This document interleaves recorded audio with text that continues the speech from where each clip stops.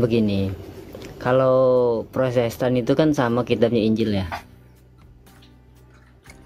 Ya, kitabnya Katolik, Ortodoks, Protestan itu sama, Pak. Cuma di Protestan Deuterokanonika nggak ada, itu aja. Injilnya Katolik, Protestan, Ortodoks itu sama. 4 Injil sinoptik itu sama. Kristen manapun tetap 4 Injil sinoptik. Matius, Markus, Lukas, Yohanes. Sang Injil itu Yesus sendiri. Kitab Injil itu kesaksian mengenai Injil, yaitu Matius, Markus, Lukas, Yohanes. Itu ada di Katolik, Protestan, dan Ortodoks. Maksudnya kayak gini, kalian kan mempercayai kitab Injil. Pertanyaannya, kalian pernah nggak baca-baca Al-Quran gitu, mencoba Ngapain kami baca itu, Pak? Itu kitab di abad ke-7 kok, yang dari luar Israel. Iya, karena kan Islam itu kan istilahnya Al-Quran itu kan turun yang terakhir. Gini Pak. Ya.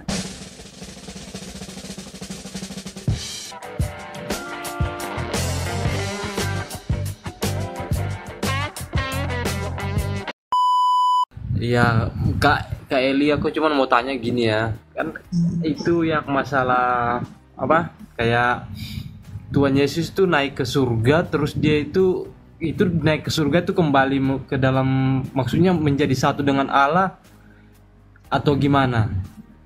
Ya, silakan Timothy. Kitab mengatakan bahwa ketika Yesus Kristus naik di surga, itu duduk di sebelah kanan Allah.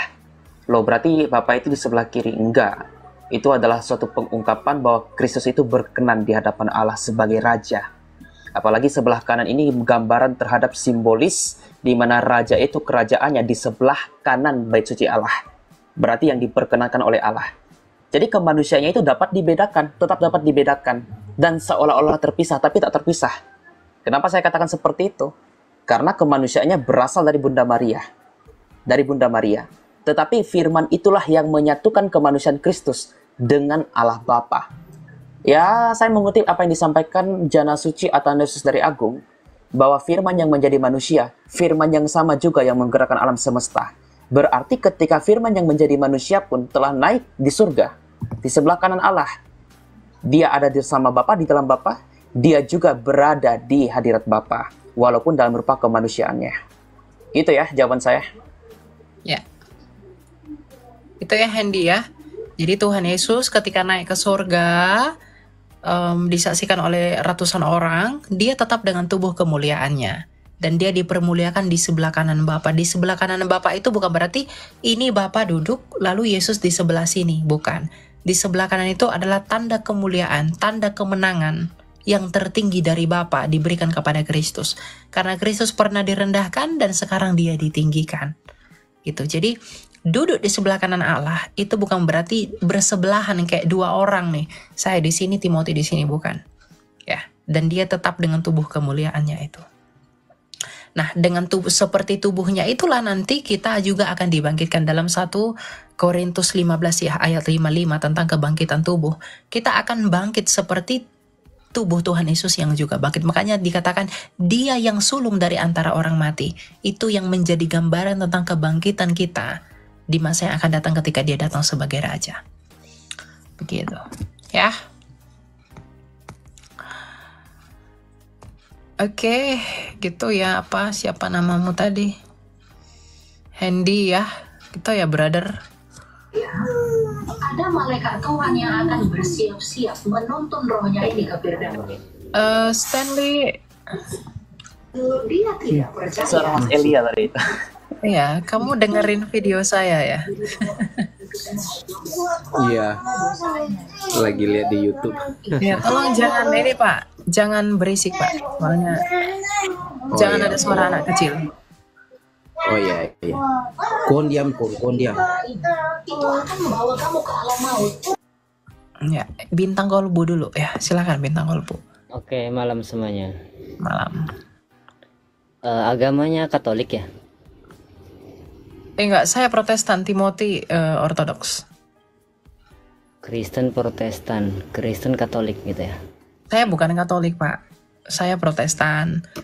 Ya, Timothy ini Ortodoks. Ada apa? Mau tanya apa?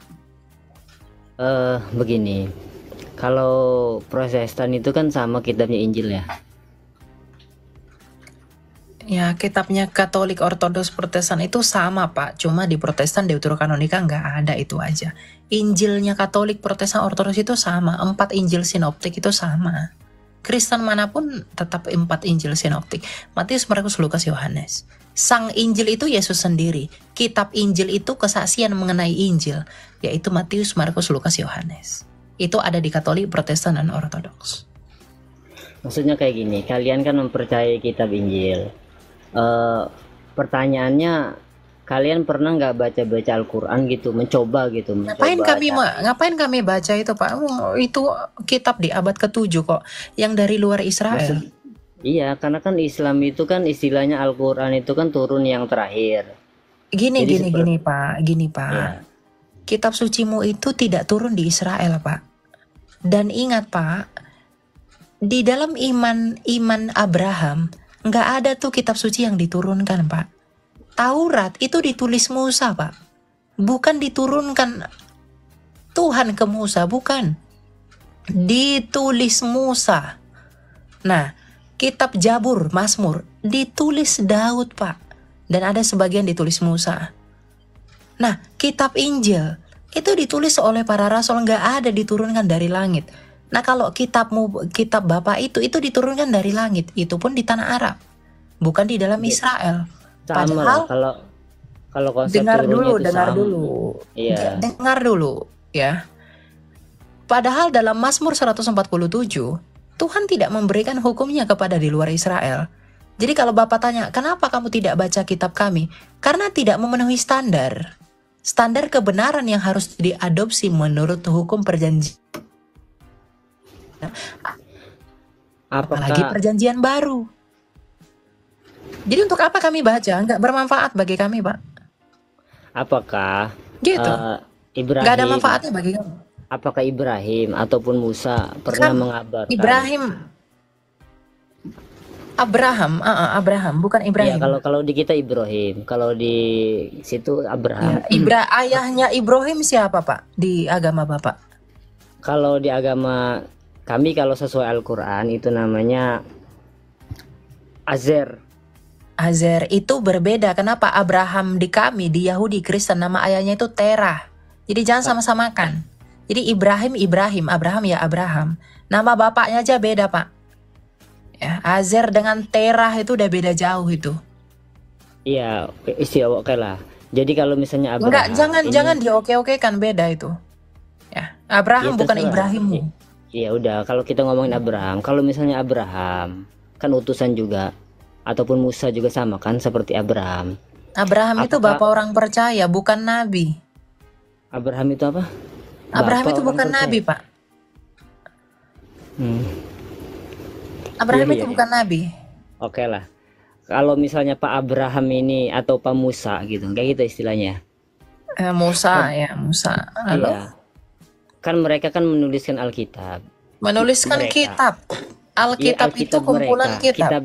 Kitab Jabur ataupun kitab Taurat mereka. Apakah dalam kitab Taurat mereka itu pernah dikabarkan akan muncul seorang Tuhan yang bernama Yesus misalnya atau gimana? Ada. Keluaran 6 ayat 2. Ya, Keluaran 6 ayat 2 dikatakan, "Akulah Allah Abraham, Allah Ishak, Allah Yakub. Tentang namaku Hashem, aku belum menyatakan diri." Dan Yesus mengaku apa? Yohanes 17 ayat ke-6. "Bapa, permuliakanlah namaku, di mana namaku yang telah aku nyatakan dirimu dalam diriku."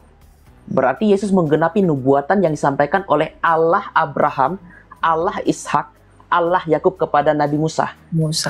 Ya, jadi kalau ditanya apakah ada Tuhan yang akan ada, baik itu dalam kitab Taurat, apalagi Yesaya 9:5.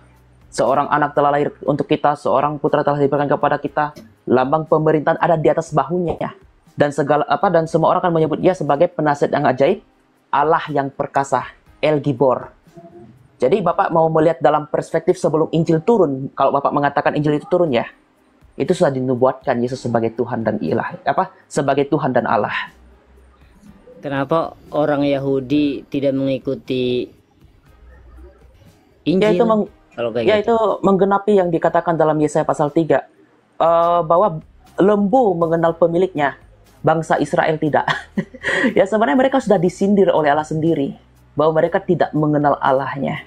Padahal dalam kitab-kitab mereka, bahkan dalam tafsir-tafsir ya, umpama kalau kita lihat dalam Dead Sea Scroll, itu dikatakan Mesias itu, surga itu tunduk kepada dia. Maksudnya yang makhluk-makhluk surga tunduk kepada Mesias. Itu dalam naskah Qumran loh Pak. Bukan Quran ya, Qumran. Naskah-naskah tafsiran orang-orang Yahudi yang menceritakan tentang Mesias yang ilahi. Atau yang dikatakan sebagai Mesias itu in yolid el et hamasiyah. Ketika Allah melahirkan Mesiasnya.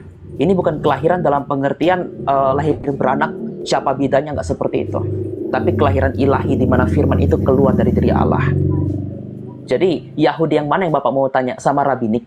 Mereka aja Murid munculnya Yesus saya belakangan. Yahudi semua kok. Cuma Iya. kitab Taurat itu kan setahu saya, sekalipun Taurat nih misal nih mengemas Islam, karena kan Taurat itu setahu saya sudah peradabannya itu sudah lebur.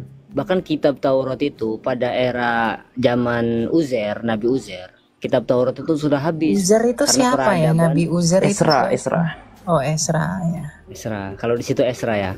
Pada zaman setelah kepergian Sulaiman, Salomon gitu kan. Kan itu kan ada Raja Bukhtanasor yang menghabiskan peradaban Yahudi sehingga buku atau kitab Taurat itu hancur lebur bersama warga-warganya. Itu dari mana? Salinannya Anda masih mendapat ada, kitab Pak. Taurat itu? Salinannya ada dalam Septuaginta. Nggak ada. Nggak Ada. ada. Loh, Gini, Pak. Nggak ada yang Kalau Bapak nggak ada yang meragukan, kehafal kitab Taurat pada kala itu Yakin. selain Uzair Yakin. itu. Sefaria itu 72 rabi-rabi loh yang mencatat ulang loh. Itu data Yahudi sendiri Pak dalam Sefaria Pak. Iya, ya itulah pembohongan publiknya Sefaria itu. Lah kok pembohongan? Gini. Lalu naskah Qumran yang ditemukan itu? Kalau Itu misalnya siapa pembohongan tadi? lagi. Siapa tadi gini yang menemukan? Pak Bintang. Iya. Umpama kalau seandainya naskah itu telah lebur, berarti gagallah apa yang dikatakan dalam Al-Quran. Surah Al-An'am 115. Allah menjaga kalimat-kalimatnya. Kok dia bisa gagal menjaga Taurat? Apakah Allah itu lemah? Atau surah Al-Araf 158 yang mengatakan bahwa kami menjaga firman-Nya. Padahal Buya Hamka, bukan Buya Hamka, dalam buku-buku tafsir ulama klasik, Taurat itu tidak dipalsukan, Taurat itu tidak hilang. Yang dipalsukan itu Talmud. Itu pendapat Buya Hamka. Nah, jadi kalau Bapak mau ngekeh mengatakan Taurat itu telah lebur, Taurat itu telah dipalsukan, Taurat itu telah hilang, Bapak harus pertanyakan kepada hakikat Allah. Bagaimana mungkin dia membiarkan firman-Nya itu bisa hancur lebur dan hilang? Bahkan kalah sama ahlul kitab seperti kami, Pak. Itu yang dikatakan itu adalah Al-Qur'an. Nahnu nazzalna Itu tanda dzikra kurung. wa inna lahu lahafidhun. Itu tanda kurung, Pak. Itu tanda kurung. Al-Qur'an, firman Allah yang Al-Qur'an. Memang kalau misalnya Taurat ini Allah jaga. Tapi kalau untuk yang sekarang Taurat itu yang ditulis oleh oleh Musa itu tuh hancur oleh peradaban Bukhtanasar. Gini Pak, kalau Bapak mengartikan surah Al-An'am 115 sampai 116 itu hanya kepada Al-Quran, pertama itu menggunakan tanda kurung. Tanda kurung. Kedua, kalau Bapak mengatakan bahwa Allah hanya menjaga Al-Quran, berarti Allah pilih kasih. Taurat dibiarkan dihancurkan. Taurat dibiarkan dipalsukan oleh ahlul kitab. Injil bisa dipalsukan oleh ahlul kitab seperti kami. Al-Quran tidak, berarti Allah pilih kasih. Padahal dalam rukun Islam mengatakan mempercayai kitab-kitab yang diturunkan, Ini. Taurat, Oke. Taurat, Jabur, Injil, dan juga Al-Quran. Kok bisa-bisanya dipalsukan oleh ahlul kitab Ini. dan bisa dileburkan oleh ahlul kitab? Begini. Di ayat belum, lain. belum. Ya Bahkan udah. begini, dalam mushaf-mushaf pra-Utsmani, sebelum prasahabat, Al-Quran sendiri itu beragam mushaf. Bahkan yang dipilih Nabi Muhammad 4 orang. Ya. Abdullah bin Mas'ud. Ya, Abdullah bin Mas'ud. Habis itu siapa itu? Yang menambah 2 surah itu lagi. Ada 4, tapi tidak ada Zaid. Tidak ada mushaf dari Utsman. Lalu dibakar. Siapa yang membakar itu? Khalifah kalian. Seandainya ada pembakaran Taurat yang terjadi pada dalam kitab Deuterokanonika, itu serangan dari luar. Karena sedang dikepung, sedang dijajah. Itu bukan kehendak kami sebagai ahlul kitab. Bukan para pendahulu kami sebagai ahlul kitab yang mau itu terbakar. Tapi karena dijajah. Zaman kalian dibakar. Zaman kalian dibakar. Bahkan ada perbedaan mazhab Utsmani. Pra-Utsmani, Abdullah bin Mas'ud berbeda dengan Ubay bin Ka'ab. Ubay bin Ka'ab berbeda dengan Jism. Berbeda juga dengan Zaid bin Sabit. Jadi Bapak harus kritis terhadap kitab Bapak juga, Pak. Jangan cuma Mengenai- kepada kitab kami. Gini, mengenai pembakaran, itu tuh mereka membedakan antara hadis. Udah dibakar. Udah dibakar. Udah ya. Kalau udah dibakar sudahlah, terbakar begitu saja.